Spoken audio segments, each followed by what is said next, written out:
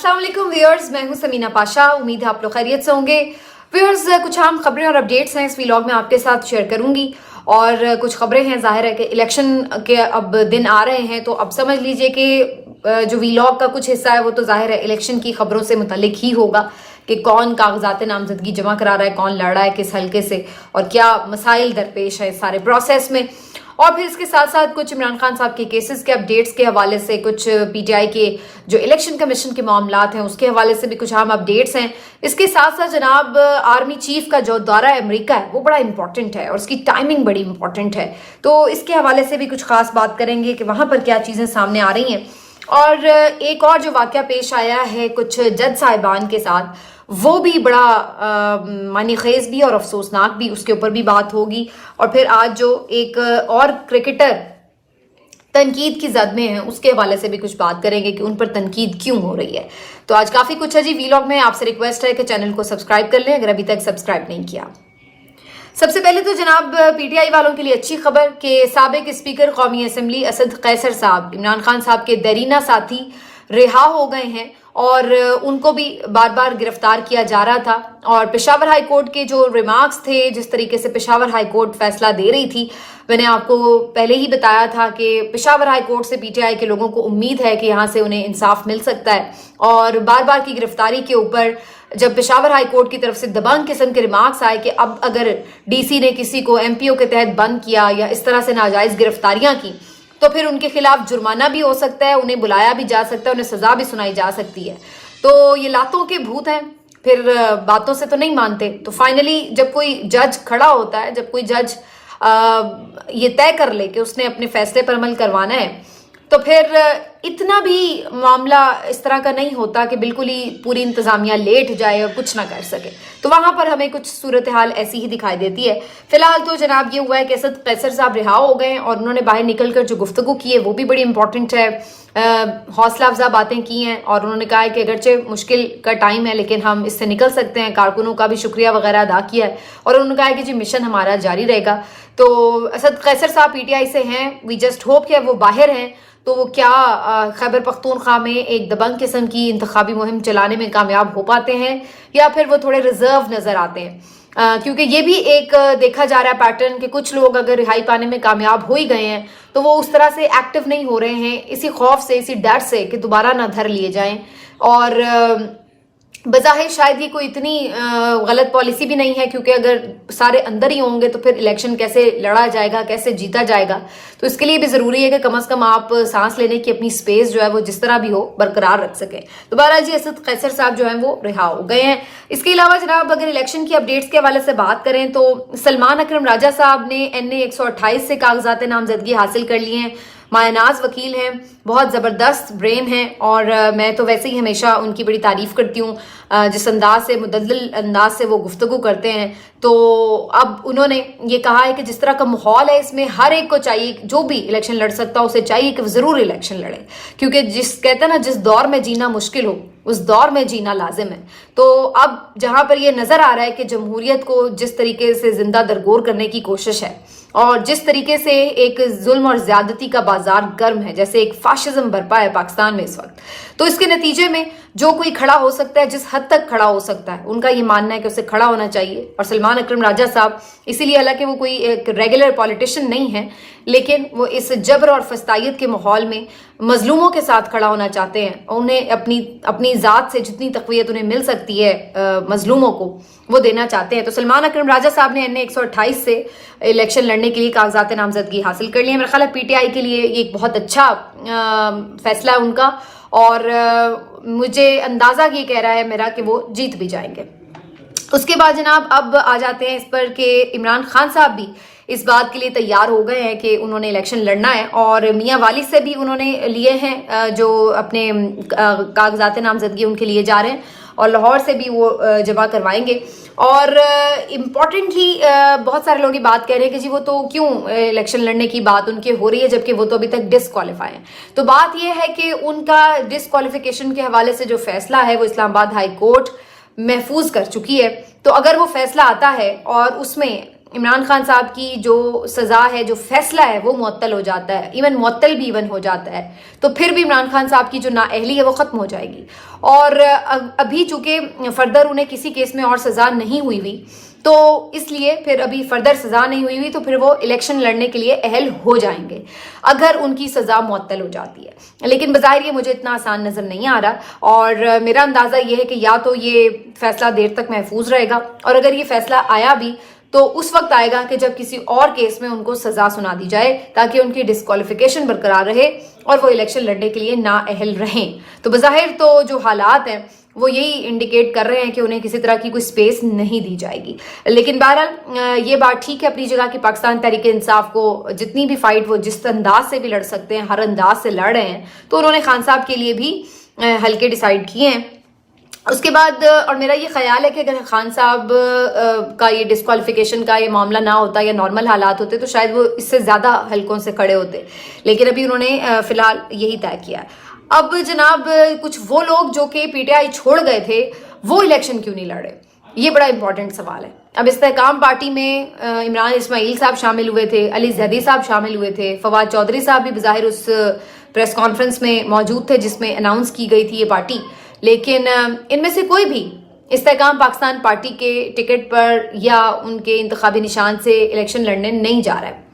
آج محمود مولوی صاحب جو استحکام پاکستان پارٹی کے ایک ممبر ہیں، انہوں نے اپنا تو اعلان کیا کہ وہ کراچی سے الیکشن لڑ رہے ہیں، لیکن عمران اسماعیل، علی زیدی یہ لوگ الیکشن نہیں لڑ رہے. تو یہ بیسیکلی اگین کس چیز کی انڈیکیشن ہے؟ یہ پھر اسی چیز کی انڈیکیشن ہے کہ ان لوگوں نے پارٹی اپنی مرضی اپنی منشا سے نہیں چھوڑی تھی. زور زبردستی کر کے، اغوا کر کے، لوگوں کو ڈرا دھمکا کے، کسی کو تشدد کر کے، کسی کی کوئی بھی کمزوری کا فائدہ اٹھا کے، کسی بھی طرح کسی کو کنونس کر کے آپ نے پارٹی چھڑوا دی ہے. لیکن جہاں پر وہ لوگ گئے ہیں وہ اس پہ چونکہ کنونس نہیں تھے جانے میں، تو وہ اب آپ کو بالکل منظر سے غائب نظر آتے ہیں. نہ یہ رہنما کسی ٹاک شو میں ان کو ڈیفینڈ کرتے ہوئے نظر آتے ہیں، نہ یہ رہنما آپ کو جنرلی کوئی اپنی پولیٹیکل ایکٹیویٹی کرتے نظر آتے ہیں. اور اب حد تو یہ ہے کہ الیکشن جو کہ ایک عید ہوتی ہے کسی بھی پولیٹیشین کی اور ان کے لیے سب سے بگیسٹ ایونٹ ہوتا ہے، اور وہ اس سے اگر کنارہ کش ہو رہے ہیں تو دیٹ مینس کہ انہوں نے اس سے کتنی مردہ دلی سے خیر بات کہا تھا. تو اب یہ ساری کہانی ہے، اور اب یہ اگر کسی کو ابھی بھی نظر نہیں آ رہی تو وہ بس اندھا ہی ہو سکتا ہے، اس کے علاوہ تو کوئی اور وجہ نہیں ہے. اور باقی ایک جو میں پہلو دیکھتی ہوں کہ اس سب میں ایک پہلو بڑا افسوسناک ہے، وہ یہ کہ بہت سارے ایسے لوگ جو بڑے کمپیٹنٹ تھے، جو بڑے زبردست برینز تھے، اور جو نوجوان بھی کچھ ان میں، اور یہ تمام لوگ جن کو پاکستان کی پالیٹکس کا حصہ ہونا چاہیے تھا اور ان کو پاکستان کی خدمت کرنے کا موقع ملنا چاہیے تھا. یہ افسوس کے ساتھ کہنا پڑ رہا ہے کہ اس سارے چکر میں بہت سارے آپ نے لوگوں کو جو مڈل کلاس فیملی سے تھے، جو پڑھے لکھے نوجوان تھے، روایتی سیاستدان نہیں تھے، ان کو بھی آپ نے سیاست سے دور کر دیا. پی ٹی آئی کے چکر میں آپ نے جمہوریت کو اور پاکستانی سیاست کو کتنا نقصان پہنچایا ہے اب یہ اندازہ لگا لیجئے. تو مجھے اس چیز کا پرسنلی بڑا افسوس ہوتا ہے کہ وہ جو ایک ہم اویئرنیس اور جو ایک نیا پن دیکھ رہے تھے پاکستان کی سیاست میں کہ آہستہ آہستہ آہستہ گریجولی ہر پارٹی کو چاہیے کہ اس کو انکریج کرے، لیکن وہ اب ہمیں ڈوبتا ہوا نظر آ رہا ہے. اور اب ایسے میں بہت سارے ایسے لوگ بھی ہوں گے جن کو شاید اس طرح سے لیجسلیشن کا، پارلیمانی نظام کا، پالیٹکس کا، ان تمام چیزوں کا شاید اس طرح سے نہ ایکسپیرینس ہے، نہ ادراک ہے، نہ سمجھ بوجھ ہے، لیکن بہت سارے لوگ آپ کو ایسے بھی اسمبلیوں میں نظر آئیں گے. تو یہ بڑا انفارچونیٹ ہے، اور اب اس کا خمیازہ کتنی دیر بھگتنا پڑے گا، کتنی دیر ریاست اور جمہوریت کو اس کا نقصان ہوگا، یہ فی الحال تو کوئی اس کو گیج نہیں کر رہا ہے. لیکن سچ بات یہی ہے کہ یہ بڑا افسوسناک ہے کہ پڑھے لکھے لوگ اگر اس سارے الیکشن پروسیس سے باہر ہو رہے ہیں، چاہے زور زبردستی یا چاہے آپ نے انہیں ڈس اپوائنٹ اتنا کر دیا. اب آ جاتے ہیں جی اس بات کے اوپر کہ جو واقعہ پیش آیا ہے جج صاحبان کے ساتھ. ایک تو جناب جج صاحب محمد بشیر صاحب جو کہ احتساب عدالت کے جج ہیں، اور کیا ہی کوئی تاریخی جج ہیں جنہوں نے 6 وزرائے اعظم کے کیسز سنے ہیں. تو بہرحال جی آج بھی وہ ڈیالہ جیل میں سماعت کے بعد جب روانہ ہوئے تو ایک واقعہ پیش آیا جس کو تمام ٹی وی چینلز نے رپورٹ کیا، اور وہ واقعہ یہ تھا کہ ان کی گاڑی کے قریب فائرنگ ہوئی ہے، اور یہ بڑا تشویشناک معاملہ تھا، اور بڑی ظاہر تشویش کی ایک لہر دوڑ گئی کہ یہ کس طرح سے ایک جج کی گاڑی کے پاس فائرنگ ہوئی. کیا خدا نخواستہ انہی کو تو نہیں کسی نے نشانہ بنانے کی کوشش کی، اور یہ کیا سیکیورٹی کا معاملہ کس طرح سے تھا. لیکن بہرحال خبر پھر اس کے بعد جو کچھ मज़ीद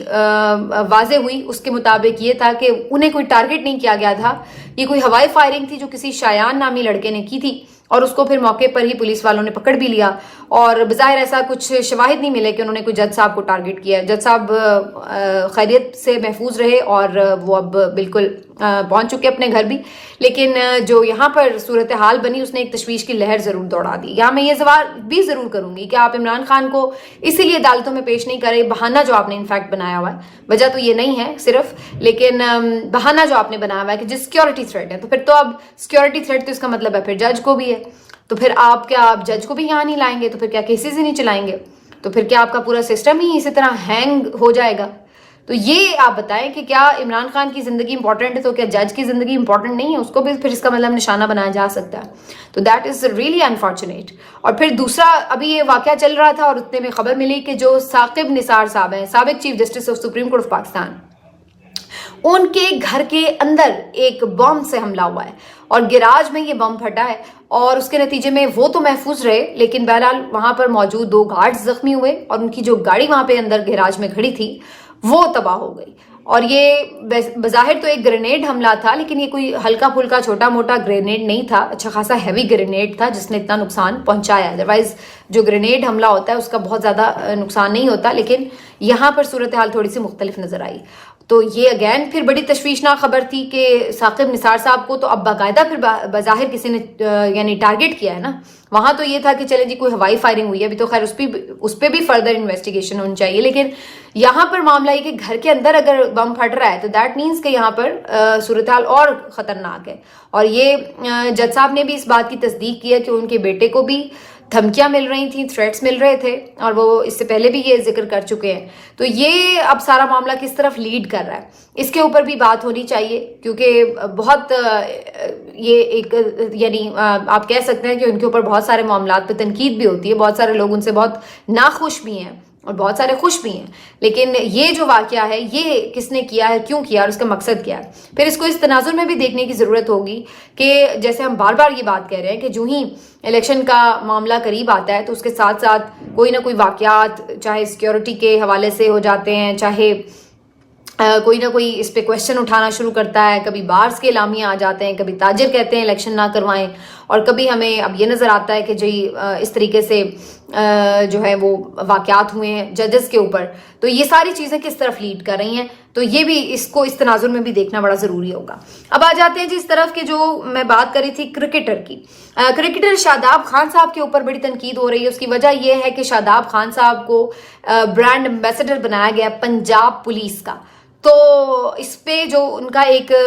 यानी पूरा फोटो शोटो लगा के, उन्हें बैजेस वगैरह लगा के जो दिखाई गई है तस्वीर, उसमें वो भी बड़े खुश हैं और फिर उन्होंने ट्वीट भी किया कि जी मुझे बड़ी खुशी और एजाज़ महसूस हो रहा है कि मैं आज पंजाब पुलिस का एजाज़ी DSP बन गया हूँ। और जो पंजाब पुलिस की तरफ से भी आया है पैगाम, तो उसमें भी कहा कि जी हमारा एक रोशन चेहरा, पॉजिटिव इमेज जो है वो इसको फैलाने में शादाब खान साहब बड़ा अहम किरदार अदा करेंगे।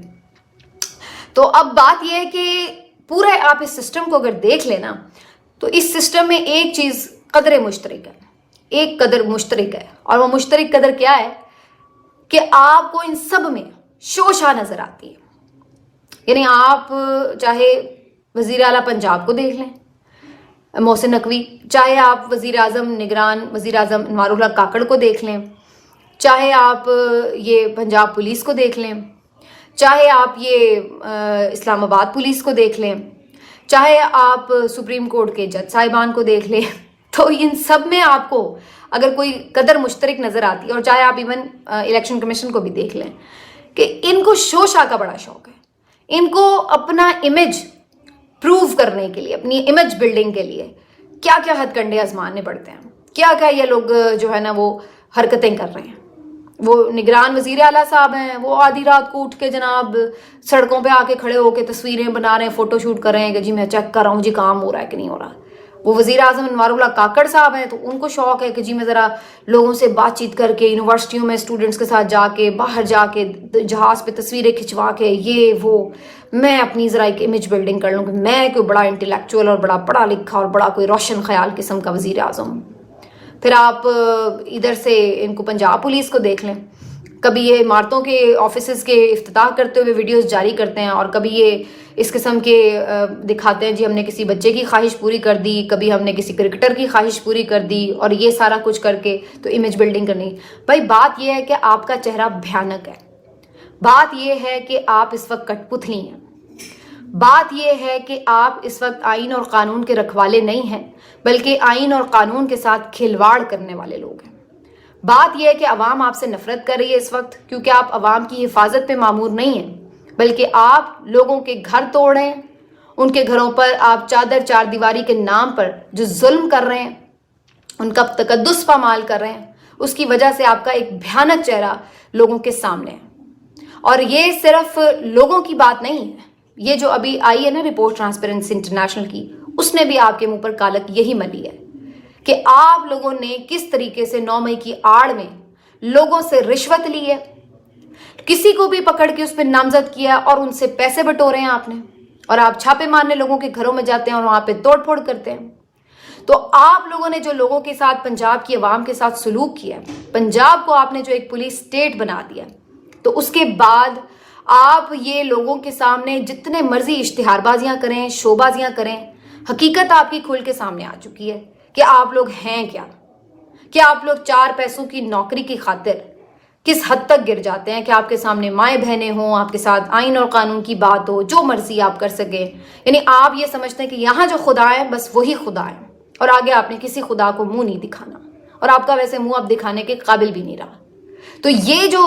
ساری کہانی ہے، اس کے بعد آپ جتنی مرضی امیج بلڈنگ کر لیں۔ باقی شاداب خان صاحب کے اوپر بھی ضرور تنقید ہو رہی ہے کہ جی آپ اس دور میں ان کا حصہ بن گئے ہیں۔ یہ کرکٹرز تو بیچارے ویسے ہی مجھے ان پہ وہ ہوتا ہے کہ ان کی آپ دیکھ لیں، اپنا کام ان کو آتا نہیں ہے صحیح سے کرنا، اپنی ٹیم کی حالت آپ دیکھ لیں، اور باقی ان سے جتنے مرضی آپ فوٹو شوٹ کروا لیں، جو مرضی آپ ان سے کروا لیں، اور یہ وہاب ریاض صاحب، یہ سارے اتنے سیاسی پلیئر ہیں، آپ اندازہ لگا لیں